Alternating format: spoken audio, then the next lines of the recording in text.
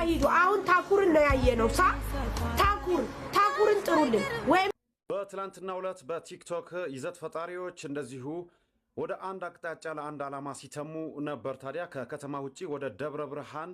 የስደተኞች መጠለያ ካምፕ ውስጥ ተገኝተን ነበር ይሄንንም አግማስ ኢትዮጵያ አመቻችቶልናል እዛ የተጠለሉ ስደተኞችን ለመጎብኘት ያለባቸውን ችግር እንደዚሁም ደግሞ የሚያስፈልጋቸውን ነገር ለመለየት ነበር ከአዲስ አበባ ጧት ማልደን ተነሳን ቀጥታ እንግዲህ ከተነሳን በኋላ ወደ ደብረ ብርሃን ማቅናት ጀምረናል እንደዚሁ የተለያዩ መግለጫዎች እዛ አካባቢ ሄደን ምን መልኩ ሊረዱ የሚገቡ ስደተኞች የተጠለሉበት ቦታ ነው ታዲያ አስከትዬ በመረጃዎች እዛ አካባቢ የተመለከትኳቸው ነገሮች ወደናንተ የማደርስ ይሆናል እዚህ ሁላችንም ወርደን እንግዲህ እየጎበኘን ወይም ለመጎብኘት ዝግጅት ያደረገን እንገኛለን ቀጣይ መረጃዎች ላይ እዛ ካምፕ ውስጥ ያለውን እውነት አሳያቸዋል አትዘባበቱ